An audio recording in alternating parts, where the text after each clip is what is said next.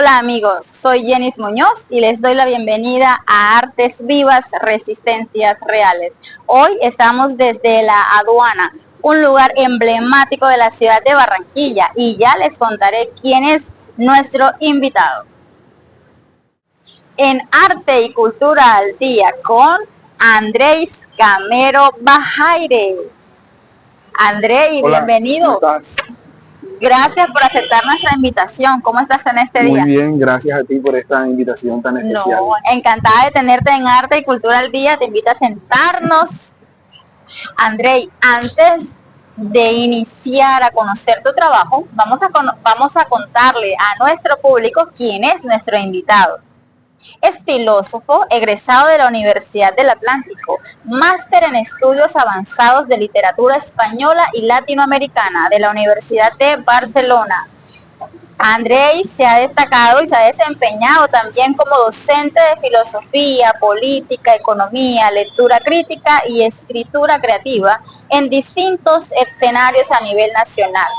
Su experiencia literaria: fue miembro del taller de escritura creativa José Félix Fuenmayor de la Red Relata. Participó en la Antología Nacional Relata 2017 con su poemario El payaso soy yo.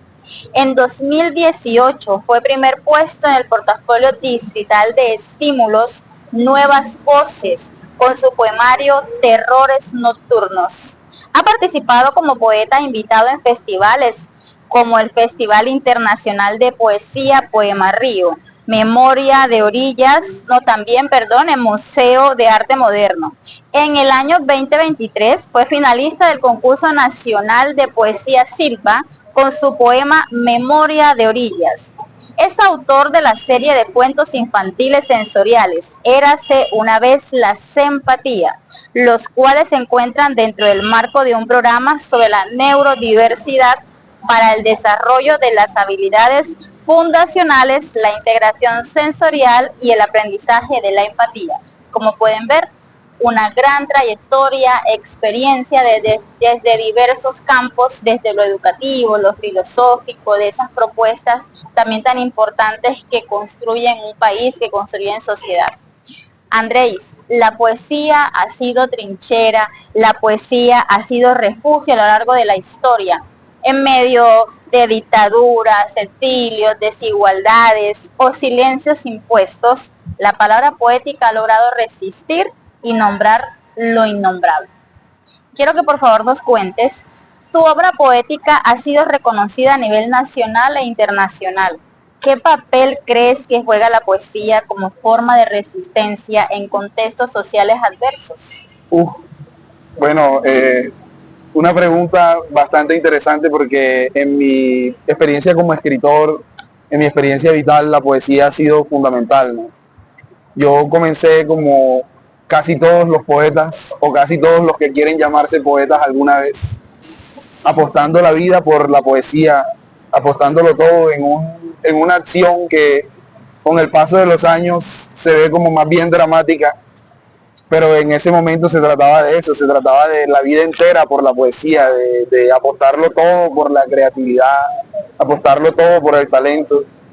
Tuvo gran influencia en mí mi papá. Recuerdo que mi papá, yo crecí en un barrio del suroccidente de Barranquilla, y siendo muy niño mi papá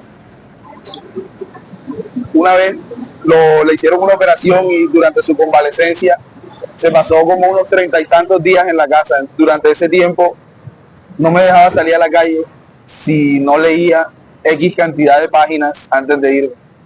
Entonces durante esos días me puso a leer los cuentos peregrinos de Gabriel García Márquez, los 12 cuentos peregrinos de García Márquez.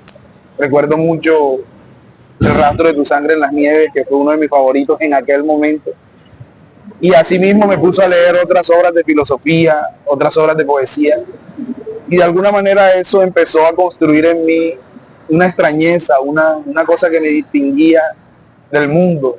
Y me distinguía mal porque a los 13 años, 12 años, uno no quiere distinguirse, uno quiere ser como los demás. Pero entonces había una clara separación entre lo que yo era y lo que los demás eran, y entonces ahí empezó mi resistencia, ahí empezó a convertirse la poesía en un refugio, en un lugar en el cual me sentía pleno para habitar, en un lugar desde el cual podía contemplar con asombro todas las cosas que me asombraban del mundo y desde el cual empecé a descubrir desde muy temprana edad cierta vocación, más que por la poesía misma, por la extrañeza de la poesía, por la rareza que era la poesía.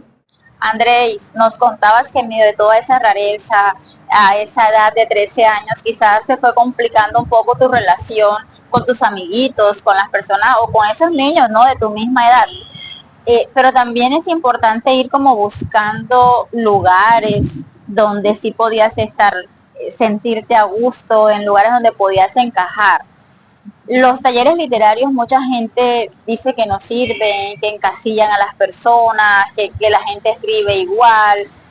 Tú has tenido la oportunidad de pertenecer a un taller literario con una trayectoria importante donde se han destacado voces importantes.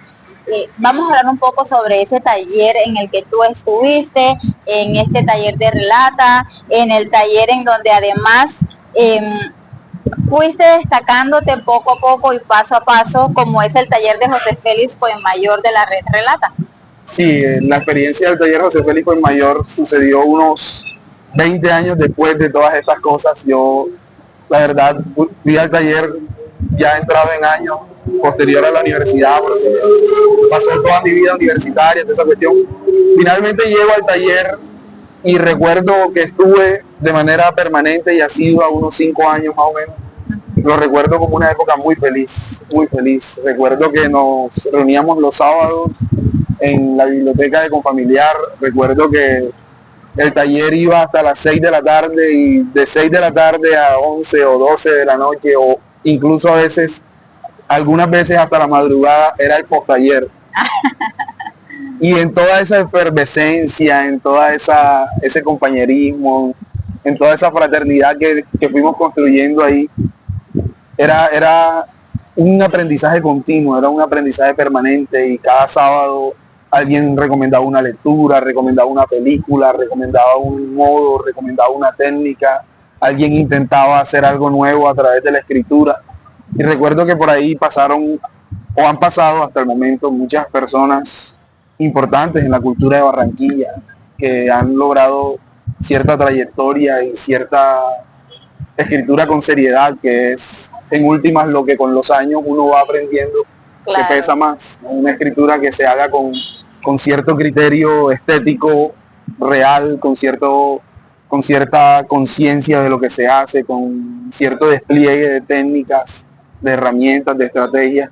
Y en materia de eso el taller fue muy importante.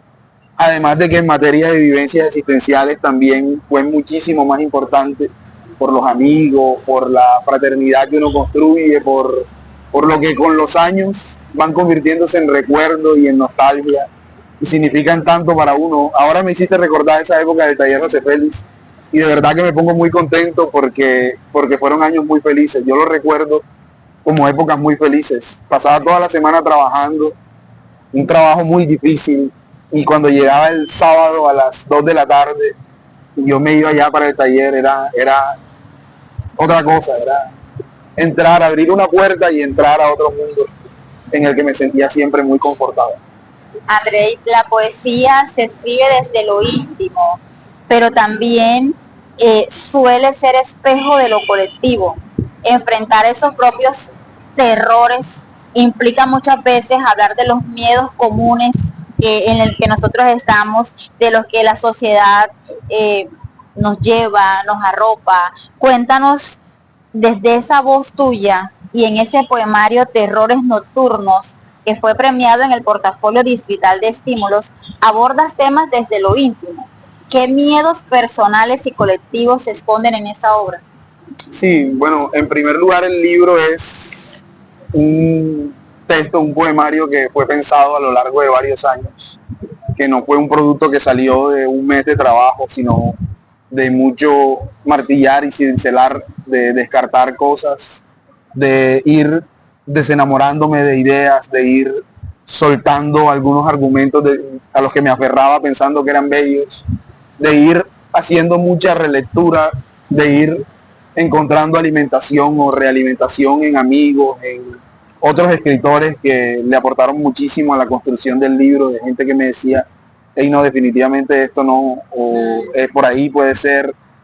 Y también de escuchar mi propia voz, de escucharme en el silencio, de escucharme en donde construí este libro, que fue en las calles de aquí de Barrio Abajo, precisamente, entre la gente, en los viernes de carnaval, caminando por aquí, por todos estos barrios, Boston, andando en cada esquina, sentándome en los parques, haciendo algo que yo hice muy a menudo durante esos años de mi vida, estando con amigos, tomándome una cerveza en cualquier rincón de todos estos lugares.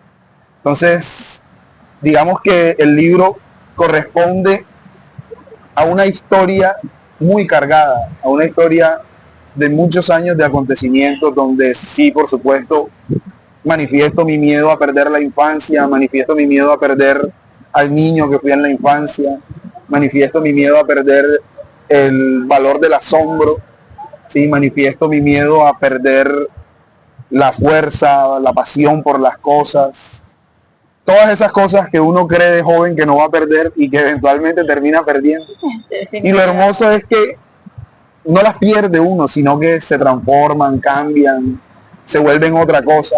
Las preocupaciones se vuelven otras preocupaciones. Manifiesto, recuerdo un miedo que tenía cuando escribí este libro muy marcado, que era el miedo a no ser relevante. Yo tenía un miedo pasmoso a que pasara la historia de la literatura y yo fuera un poeta menor. Eso me aterraba sobremanera. Y ahora pienso en lo ridículo que pudo haber sido eso, en que en últimas quizás todos los poetas son poetas menores. Y lo relaciono con una lectura que recientemente estuve haciendo, que es una novela de Roberto Bolaño que se llama 2006, que narra diferentes historias. Entre las historias que narra, cuenta la de un escritor, un tipo que es nazi, además, que no es nazi por voluntad, sino que es nazi porque es alemán y le toca ir al ejército, pelear en la guerra, y queda con el estigma de haber sido nazi, de haber participado de los horrores de los nazis. El hombre se convierte en un escritor, y en uno de esos momentos en que el ejército de la Unión Soviética tenía sitiado a los alemanes en las regiones de Crimea, en Europa, resulta que el tipo se esconde en una trinchera que antes había sido de un bolchevique y encuentra una libreta de este bolchevique. Ansky se llama el personaje. Empieza a leerla y resulta que es el diario de un escritor, un tipo que escribió, pero que no publicó con su nombre, sino que publicó con un seudónimo, y a ese seudónimo, que era un amigo de él, terminaron condenándolo por las obras que él había escrito en secreto. Y Ansky, antes de que lo descubrieran, se va, pero antes de irse publica todo en un diario. Entonces da una de las más bellas explicaciones de lo que es la literatura en ese diario. El tipo dice algo así: la literatura universal es como un bosque donde hay quebradas, donde hay una salida al mar, donde hay cascadas hermosas, donde hay flores maravillosas, donde hay hermosura por todas partes.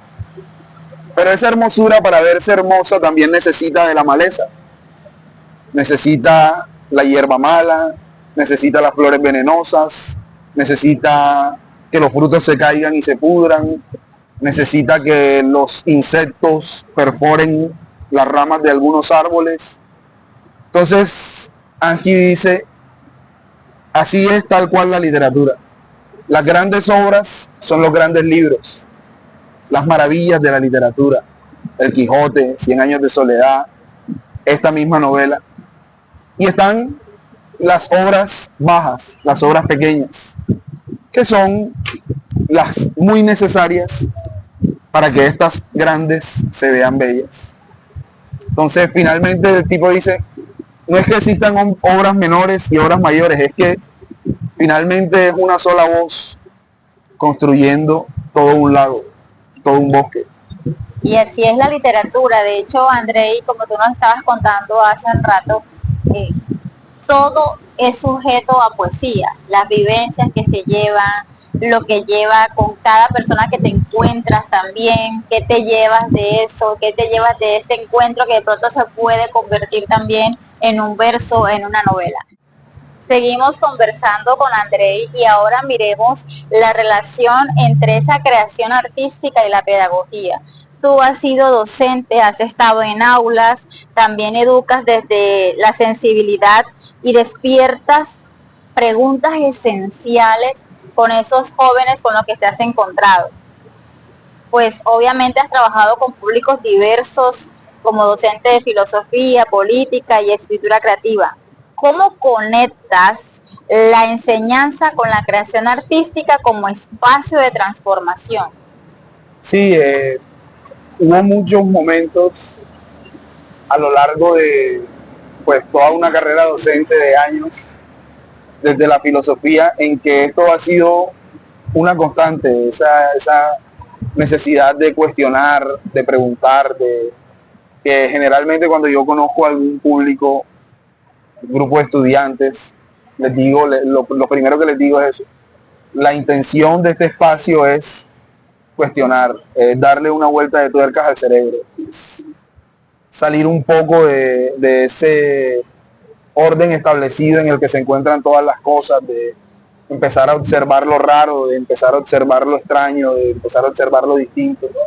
Y desde la creación literaria ese ha sido permanentemente mi esfuerzo, ese ha sido permanentemente mi intención, invitar a la gente, mostrar literatura y no solamente mía, sino guiar a los estudiantes, o guiar me parece una palabra muy pretenciosa, invitarlos a la lectura. Siempre sucede que hay algunos en los que se encuentra resonancia, otros en los que no, otros en los que otras cosas encuentran resonancia, porque es que la docencia no solamente tiene que ver con los contenidos, la enseñanza no solamente tiene que ver con los contenidos, sino que también se encarna en la vida. Entonces, de pronto no hay resonancia desde lo que se dice en el salón de clase, pero sí hay resonancia en cuanto a la amistad, en cuanto al trato, en cuanto a la posibilidad de saber o de hacer saber a los estudiantes de que mínimamente pueden encontrar en mí a alguien que los va a escuchar, a alguien que de pronto no va a apresurarse a juzgarlos, porque yo he estado en el banquillo de los acusados muchas veces. Yo sé lo que es el juicio, sé lo que es el prejuicio también, sé lo que es que exista un prejuicio específico sobre ti, que se crea sobre ti algo de determinada manera y que ese algo prevalezca muchas veces frente a lo que los demás opinen o piensen o te traten de alguna forma. Entonces por eso yo trato con mis estudiantes siempre de ser abierto, de estar ahí, de no solo enseñarles desde el salón de clase, sino también desde la pedagogía del pasillo, desde ese encuentro, y que ellos vean lo mucho que me apasiona a mí la literatura. Entonces a veces estoy en una clase de filosofía y el ejemplo que llevo es un poema y mientras lo leo me emociono y me muerdo los labios y grito y salto, y entonces, pero usted está loco, algunos dicen así, pero en otros algo queda, y ahí empieza un movimiento, y ahí empieza, y este tipo ¿por qué nos habla así? ¿Y por qué nos pregunta estas cosas? ¿Y por qué opina de esta manera? Entonces ya toda esa transformación empieza a operar con el paso del tiempo.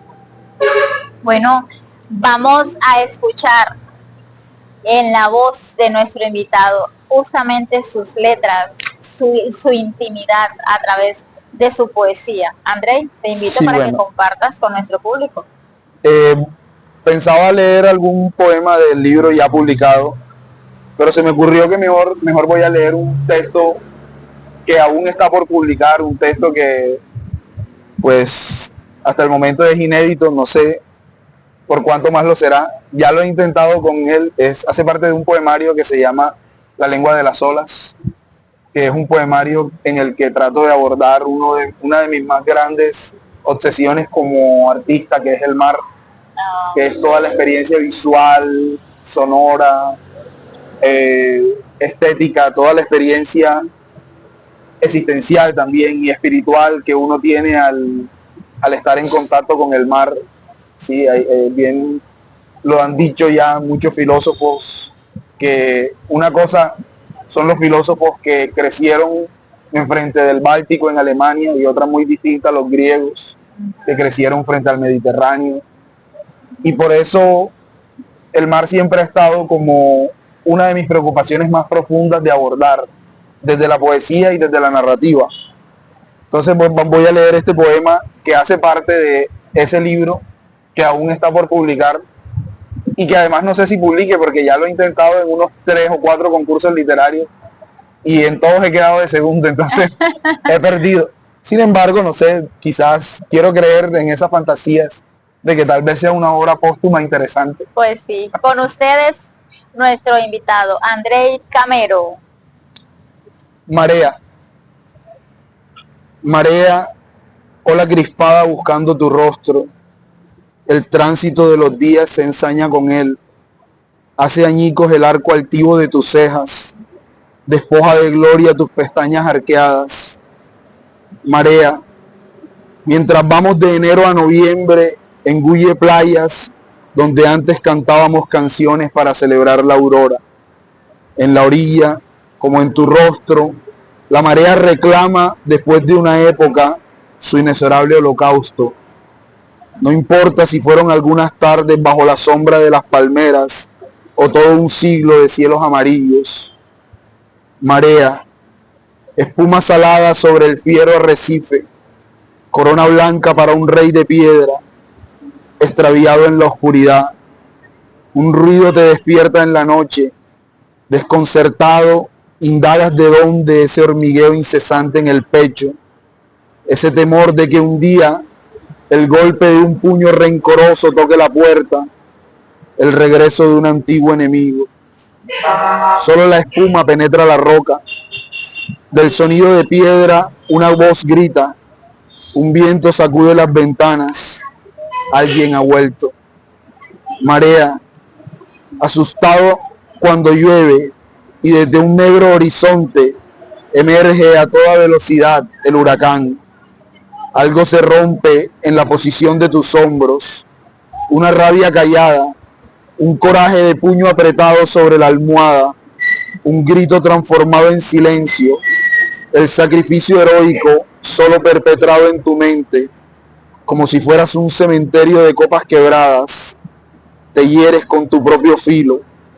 Entonces, paramédicos, casas destruidas por el viento, devastación sin medida. Marea, animal agazapado en la noche, te mira y se relame en su espuma. Del mismo libro inédito, La lengua de las olas. Atardeceres. Barrio Boston. Voluptuosa sensación de estar vivo. El deseo, como la luz, está ahí en los balcones. Teusaquillo. Un rumor de tinieblas festivas vaga en el aire. En los jardines crecen, como ojos de un enfermo animal, las rojas amapolas. Alguien fuma tabaco al pie de una escondida ventana. Alguien escucha entre lágrimas la confesión de una traición. Alguien lee una carta manchada de gotas de café. Ya viene la noche. Un ángel vestido de negro comienza a bailar. Puerto Colombia, mar donde navega la infancia podrida por la sal. Adiós, manos arrugadas por el agua. Adiós, interminable búsqueda de cangrejos en la orilla. La luz se recuesta en los restos del muelle. Cerramos los ojos. Un luto viaja por la superficie del agua. Algo solloza a lo lejos. Todo está en ruinas, pero en paz. El Poblado. El aire está enfermo, aunque gigantes árboles agiten sus ramas como velas de barcos perdidos en tormentas de cemento. Los avisos de los bares expiden su aroma a sexo conjurado, a lujuria artificial. Aquí todo está en venta. Un hombre con acento de taur ofrece souvenirs del fin del mundo. Las muchachas vestidas de fantasía empiezan su nocturna epopeya del deseo.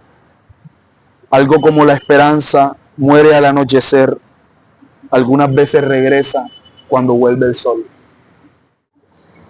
Andrés, ese último poema realmente se puede sentir lo íntimo, se puede sentir la emoción con la que estabas escribiendo ese poema. Ahora que lo leíste, cuéntame qué sentiste, qué imágenes llegaron a ti. Sí, ese poema se trata de un retrato de diferentes épocas y diferentes momentos de mi vida que definitivamente constituyen un tesoro para mí, desde el barrio Boston, que como les comentaba ahorita, ha sido un lugar en el que he tenido muchas experiencias y desde el que he vivido cosas maravillosas, conversaciones en los parques, conversaciones en los caminos, en las calles, en las encrucijadas del barrio y atardeceres, muchos atardeceres. Recuerdo mucho la tarde en Boston. Fue realmente de años en que yo me sentaba a disfrutar de ese tipo de espacios con total libertad, y era la calle, y era la invención y la imaginación, y con distintos amigos y con distintas personas muy queridas para mí, con las que viví pues todo lo que trato de alguna forma de recrear en el poema. Ese es el más corto, en pequeñas palabras. Luego viene Teusaquillo, que fue un lugar que me marcó recientemente, donde viví una experiencia, por supuesto, romántica muy fuerte, una cosa absolutamente transformadora, un momento definitivamente de los 2 o 3 más felices de toda mi vida. Una semana maravillosa de ensueño, una experiencia del cielo. Y pues ahí se dio pues toda la construcción de este poema. El Poblado también me hace recordar una época de Medellín, de vida en Medellín, en la que tuve que viajar de manera continua, y siempre que iba a la ciudad me quedaba en el mismo lugar y tenía entonces toda la experiencia del barrio. Además de que era muy paradójico, porque fue una época en la que estuve pasando por dificultades económicas muy fuertes. Y cuando estaba en Barranquilla, pasaba 3 semanas aquí en Barranquilla y una semana allá en Medellín. Y cuando estaba aquí en Barranquilla la pasaba, no digamos mal, porque nunca la he pasado mal como tal, pero sí con bastantes privaciones. Luego me iba una semana del mes al Poblado y salía tomando un tinto y veía los Audi, los carros y ahí el dinero y tal, y no sé qué. Y iba a Provenza, compré una botella de agua que costaba X cantidad de plata. Entonces, era ese contraste en el que vivía mi vida, y por supuesto era algo que yo definitivamente sabía que tenía que retratar. Y Puerto Colombia, que sí, definitivamente Puerto Colombia, si uno pudiera tener un lugar para confesiones, Puerto Colombia es el mío, un lugar íntimo, un lugar profundo, un lugar desde donde puedo decir que he visto mi vida por lo menos en unos 10 actos, desde la infancia hasta mi adultez, en donde he sido querido, en donde he sido odiado, en donde he sido repudiado, en donde he sido recibido con vítores, en donde he sido feliz, en donde he estado triste. Definitivamente un lugar donde la vida se ha hecho manifiesta, y siempre lo he reflexionado con diferentes personas.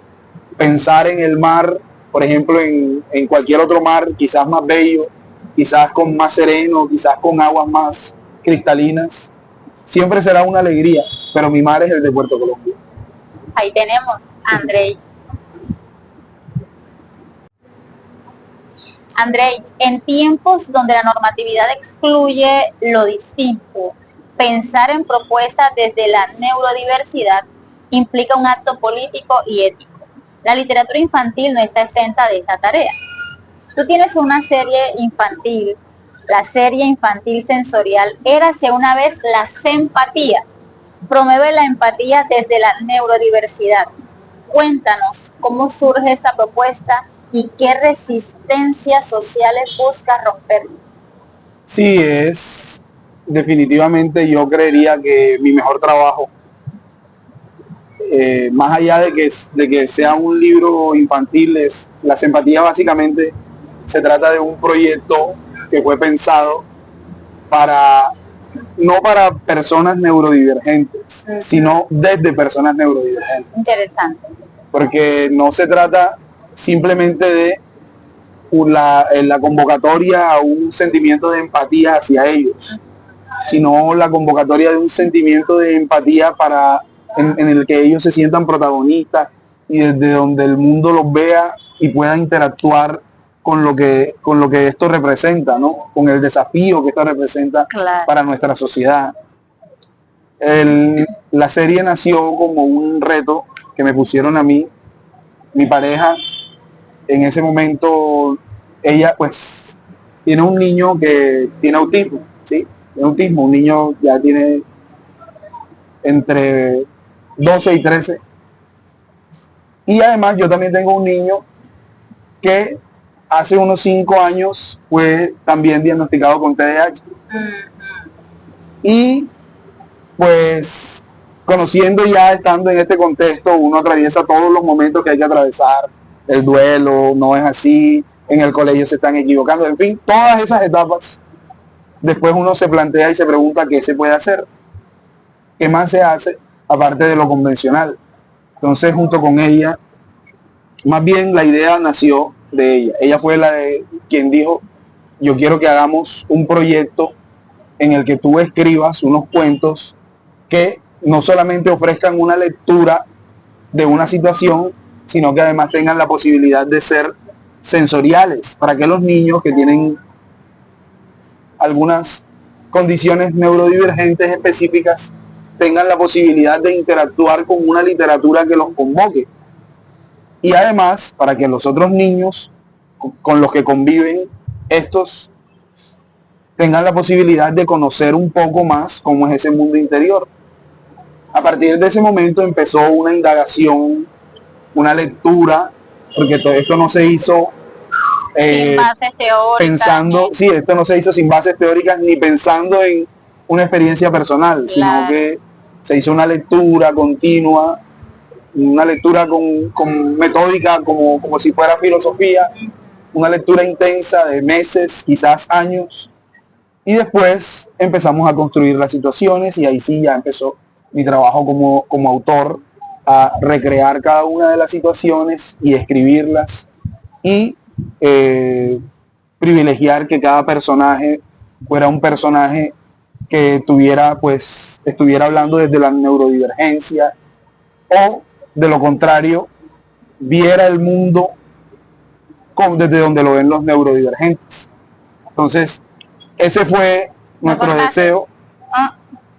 Ese fue nuestro deseo y pues luego de eso se sumó al proceso, cuando ya los cuentos estuvieron escritos, se sumó al proceso otra etapa de la historia, que fueron las ilustraciones. Las ilustraciones no las hice yo, las hicieron una ilustradora, dos ilustradores colombianos, pero que residen uno en Argentina y otro en Francia. Una en Argentina y otro en Francia. Y pues con ellos tuvimos un espacio de trabajo bien dialogado, en el que conversamos de las cosas que yo quería que yo narraba y cómo quería que se narraran visualmente. Hicieron un trabajo maravilloso, definitivamente algo de lo cual me siento hoy muy orgulloso. El programa está todavía en fase de producción y en el futuro será publicado pues para el mundo y puesto pues al servicio de la educación tanto en Colombia como en el mundo. Así es. Bueno, seguimos conversando con Andrés y aquí en vivo en este espacio maravilloso de la aduana. Andrés, interesante todo lo que nos acabas de contar de esto de la fase o de la serie infantil sensorial. Nos contabas que todavía está como la propuesta y si la gente que tiene algún tipo de vínculos, también así como el tuyo, quiere verlo, dónde puede encontrarlo o dónde los puede leer, cuéntanos. Sí, los libros todavía no están publicados, no se encuentran a la venta, estamos todavía en la fase de diagramación para el modo virtual, porque es que el proyecto va a tener una fase de libro impreso Va a ser un libro grande porque la idea es que todo esto se trabaje con niños de la primera infancia que apenas están llegando al aprendizaje de la lectura. De hecho, ese también es otra de las facetas de los cuentos, que los cuentos están propuestos como experiencias para aprender a leer. Para aprender a leer. Además de eso, viene respaldado, el proyecto viene respaldado con una serie de actividades por cuento para el docente, porque la idea es también que sean implementados dentro de horas de la lectura, dentro de los modelos de lectura, y sentir desde lo profundo del alma que con esto se está pues iniciando una transformación que con esperanza creemos puede llegar a impactar la vida de muchísimas personas. Así es. Andrei, entre la filosofía y la creación literaria hay vasos comunicantes. Ambos caminos cuestionan, incomodan, desestabilizan esos discursos hegemónicos. En tiempos de censura y uniformidad, pensar y creer son urgentes o son un acto, pero así urgentes. Como filósofo y escritor, ¿cómo entiendes la relación entre pensamiento crítico y arte en tiempos donde se intenta silenciar lo diferente? En primer lugar, quiero aclararte que yo tengo un conflicto muy fuerte con la filosofía. La filosofía, yo estudié filosofía y amo a la filosofía, pero odio a los filósofos. ¡Wow!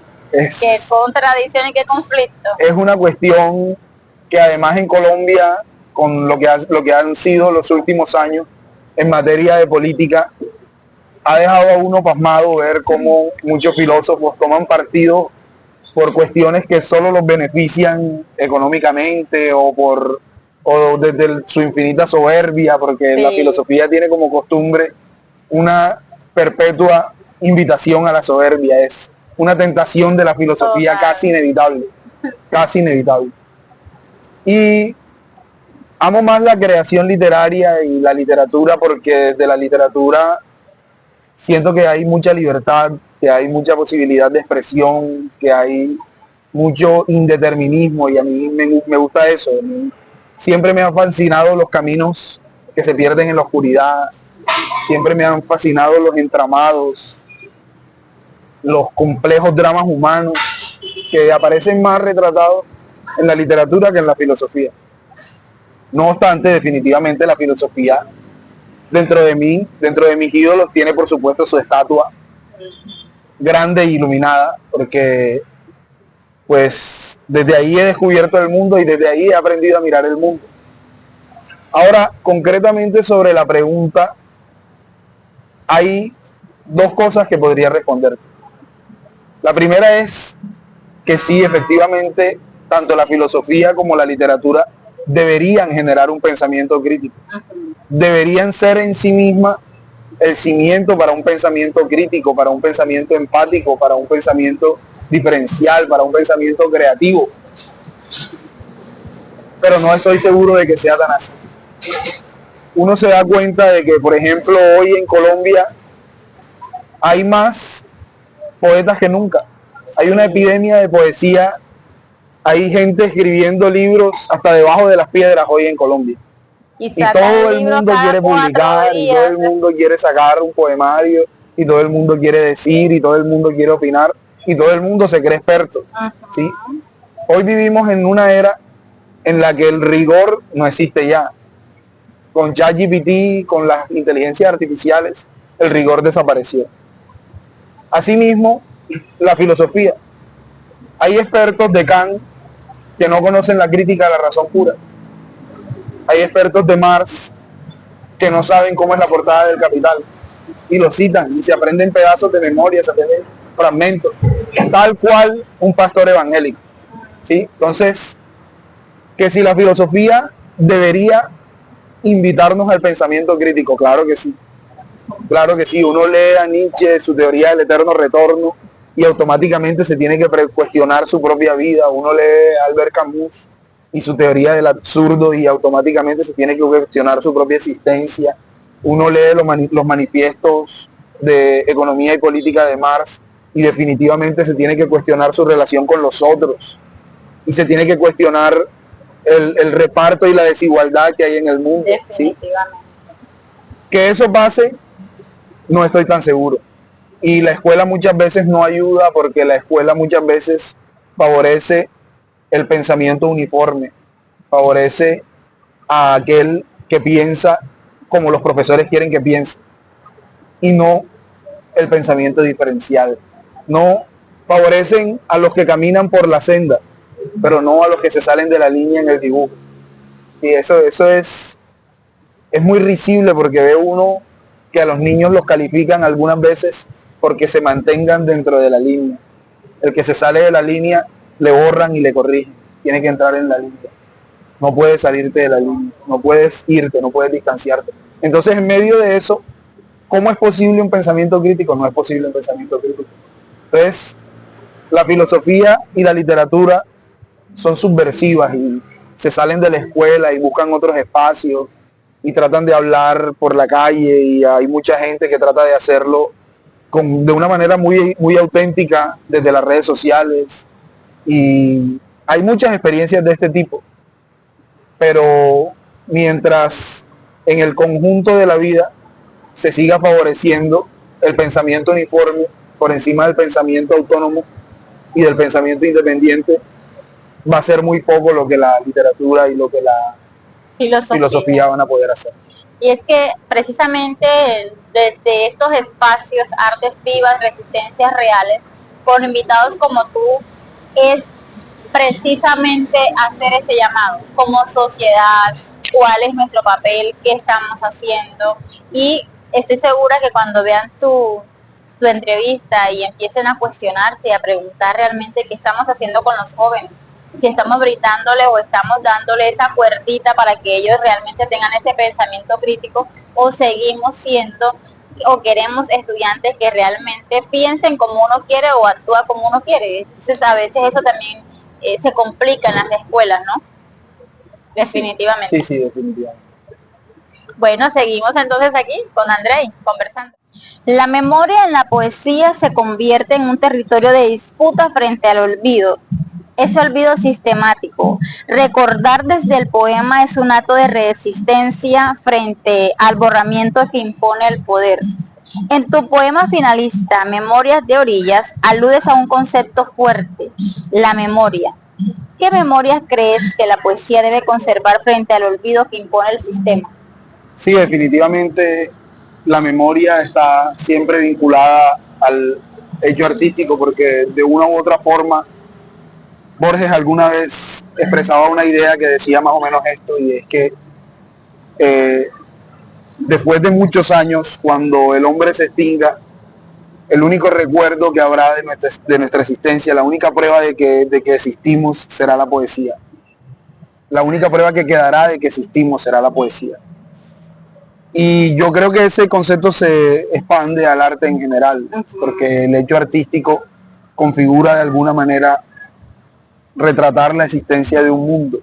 Por eso un evento como la quema de la biblioteca de Cartago en Alejandría, la biblioteca de Alejandría, representa tanto porque fue borrar para siempre la historia de una cultura, fue borrar textos a los que después no pudimos acceder. Con la poesía no va a pasar eso porque pues ya se ha inventado la tecnología suficiente como para que eso se mantenga. El caso es que una cosa es que se mantenga y otra cosa es que se mantenga la memoria. La memoria es lo que va dentro, es de lo que está hecho, la sustancia de lo que está hecha en muchos sentidos la poesía. Porque el poeta, ¿qué es lo que hace? Trata de recordar, y el escritor en general trata de poner una memoria, y en esa memoria poner unos hechos y tratar de convertirlo en hechos objetivos. La poesía definitivamente tiene esa responsabilidad de recordar, de mantener la memoria viva. Y en Colombia, que es un país donde necesitamos tanta memoria, definitivamente eso es así. Porque en Colombia tenemos una historia que no podemos evadir, que requiere mucho que no caiga en el olvido para que no haya repetición. Volver al pasado en nuestra historia, perderlo de vista es automáticamente caer de nuevo en él. Entonces la poesía cumple definitivamente a cabal la función de mantener viva la memoria e historia de una especie en sus diferentes generaciones. Andrei, ¿qué puedes decirle desde esa memoria a los jóvenes que quieren escribir desde el margen, desde la diferencia, desde lo incómodo, cómo hacer del arte un acto real de resistencia? Pues lo primero es escribiendo. Hay un fenómeno que he visto que es muy común entre la gente, y es que hay muchos escritores de palabras orales. Mucha gente que dice que escribe, pero que no escribe, o que casi nunca escribe, o que quiere escribir, pero nunca se le da, o que no superan el embrujo de la hoja en blanco. Y pues a los nuevos autores o a los nuevos escritores, los que quieran hacerlo, los que quieran intentarlo, la fórmula mágica, la única fórmula que hay es hacerlo mucho, hacerlo cada vez que se pueda, hacerlo todo el tiempo, cuando se está enfermo, cuando se está bien, cuando se está triste, cuando se está contento, hacerlo y hacerlo como si de ello dependiera la vida, como si de ello dependiera la existencia. Hacerlo con un ojo abierto y otro cerrado es difícil, no es fácil, nunca es fácil, porque estamos inmersos en una sociedad muy distinta a la sociedad, por ejemplo, en la que estuvo inmerso Cervantes, pero aún a pesar de todo hay que hacerlo, y hay que hacerlo con la intención no de ser superior a o ser mejor que, sino hacerlo con la intención de ser, de expresar, de plantear, de proponer, de sacar de adentro de lo que está de ti, de expulsar el veneno que hay en ti, de que la página en blanco constituya el lugar desde donde tú le gritas al mundo: miren, aquí hay algo que yo tengo para decir, y que ya después el mundo juzgue si eso que tú quieres decir vale la pena o no vale la pena, es interesante o no es interesante, pero tu labor como autor, como escritor, fundamentalmente es escribir. Amigos de Artes Vivas, Resistencias Reales, Andrés Camero Bajaire, quien va a seguir compartiendo con ustedes su poesía. Bien, del mismo poemario, el poema al que hacía referencia ahora, que es Memoria de Orilla, que fue el poema finalista en el premio de Casa de Poesía Silva en el 2023. Memoria de Orilla. Al final del día, cuando las gaviotas graznan su música de muelle abandonado, un niño sale de las aguas. En lo arrugado de sus manos se ve que ha pasado el día entero naufragando entre la espuma de las olas. Viene renegando, hundiendo los pies en la arena como barcos encallados, con los hombros tristes y la boca salada. Llora porque no quiere dejar la orilla, volver a ese otro mundo donde no se escucha el ruido de la playa. Alguien lo arropa con una manta, la desprecia, aunque muere de frío. Desconsolado, se cubre con la ropa de irse, empuña con violencia los zapatos, mientras el resplandor permanece en sus mejillas. Tranquilo, el mar no se irá, dice la voz de un adulto. 2. En eso tenían razón, el mar no se va.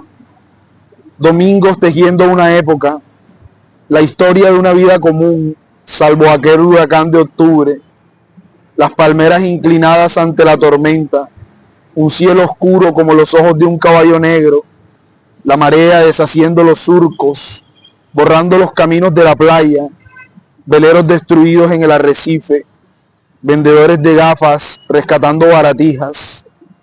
Amores hubo algunos, todos terminaron en la orilla. Sin embargo, como el huracán de octubre, uno llegó de manera inesperada. Crisis, dolor entre pecho y clavícula, sensación de miseria y fortuna por igual. Rara manera de conocer el aroma de las flores. Por suerte, ningún huracán es eterno.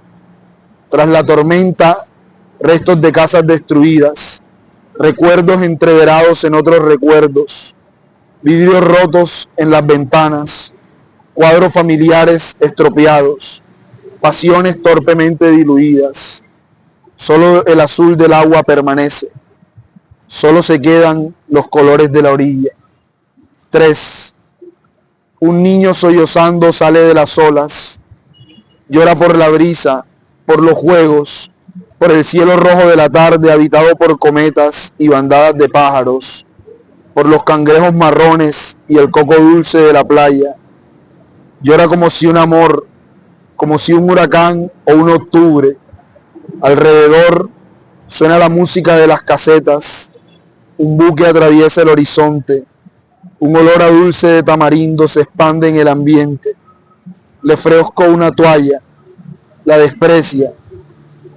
Tranquilo, acaricio su cabello mojado. El mar nunca se irá. Gracias. Amigos, y de esta manera vamos cerrando nuestro episodio Artes Vivas, Resistencias Reales. En Artes y Cultura al Día con Andrés Camero Bajaire. Andrés, gracias por aceptar nuestra invitación.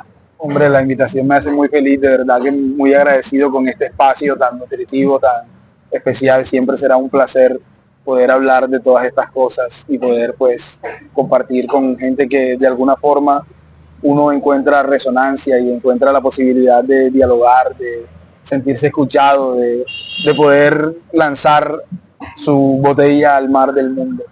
Andrés, es la oportunidad de contarles a nuestros seguidores redes sociales, dónde te pueden encontrar, dónde te pueden leer. Es el momento. Pues mis redes sociales, mi nombre Andrés Camero, me pueden buscar a través de ellas. Yo trato de transmitir un poco del trabajo que hago permanentemente. Y pues para tener el poemario ya publicado, que es Terrores Nocturnos, también desde ahí se pueden comunicar conmigo. Atentos a nuestra próxima entrevista. Estaremos también desde el arte, desde la palabra como resistencia al maestro Robinson Quintero. Chao, chao.